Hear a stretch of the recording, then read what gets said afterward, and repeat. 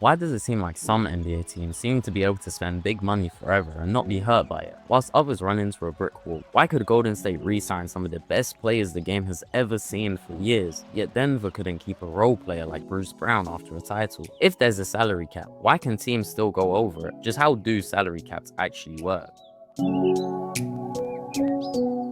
Picture three horizontal lines: the salary cap, the luxury tax line, and the apron lines. The salary cap, the basic team budget number the NBA sets each July from league revenue. The most important thing to understand about the salary cap is that it's soft, meaning there are legal ways to go over it. For example, the 2016 cap spike, which was due to a new TV deal at the time, raised the cap so fast that teams like the Warriors could add one of the best players in the league, Kevin Durant, to their team. It's because the room suddenly existed. Then we have the luxury tax line. Spend above this line and you have to pay a tax on every extra dollar.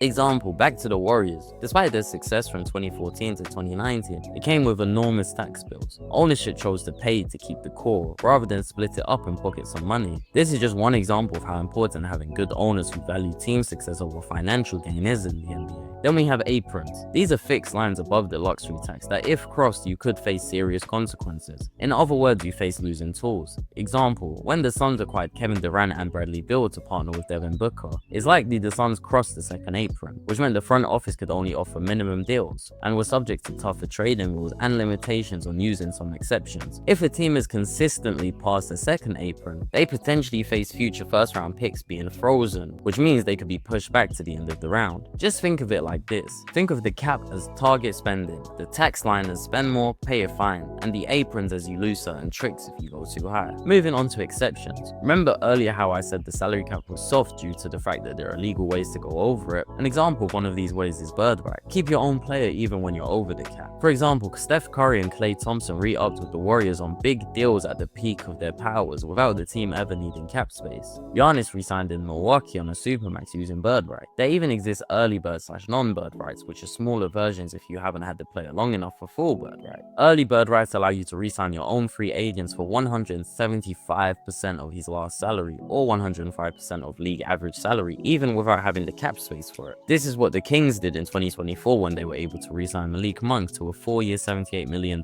deal. The non-bird rights are similar. These let teams re-sign your own free agent for up to 120% of his last salary or 120% of the minimum, whichever is higher. Going back to the example of Bruce Brown leaving the Nuggets after they just won the championship, well, this was because Denver only had non-bird rights on Brown. They could offer 120% of his $6.5 million salary, so about $7.8 million, but this was nowhere near Indiana's big multi-year offer of 2 years $45 million.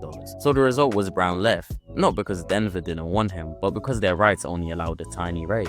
Another exception is the mid-level exception, or MLEs. This is a preset tool for over-the-cap teams to sign free agents. Full / non-taxpayer MLE if you're below the first apron, smaller taxpayer MLE if you're over the tax but not too high, and if you're over the second apron you lose the bigger MLE altogether. Contenders often grab rotation players with the MLE when they can, and once a team climbs to the second apron, the bigger MLE disappears. Then we have minimums and trade exceptions. You can always sign a minimum contract deals, whereas a trade exception lets you absorb salary later up to a set amount. Examples, contenders fill benches with minimums every summer. The Warriors created a large trade exception in the 2024 Klay to the Mavs deal. Having space and tools matters dearly to teams. Philadelphia in 2024 cleared real cap space and signed Paul George to a max deal. Other strong teams wanted him, but living over the cap meant they'd need a sign-in trade, apron room, or a giant exception they just didn't have, or was just a length teams weren't willing to go for an aging stock. The Sixers simply had the cleanest path, and that's space. Onto sign-in trades, a term I'm sure you've run into a lot following moves in the NBA, but what are they? A sign-in trade is when a free agent re-signs with his old team and is immediately traded to a new team. But why do this? Well, it can help the player reach a capped out destination, and it lets the old team get something in return, instead of losing a player for nothing in free agency. But receiving a player via sign-in trade can hard cap you at an apron for the season. When Klay Thompson went to Dallas in 2024, this was a multi-team sign-in trade that gave Golden State assets and Dallas the player, but everyone had to tiptoe around apron limit. Kevin Durant to Brooklyn in 2019 is another example. It was executed as a sign-in trade. The Warriors took back D'Angelo Russell's showing how cat teams can still make star moves via structure. Now let's take a look at max deals. Max salaries are percentages of the cap at signing. 25% of cap for younger stars, 30% for mid-career,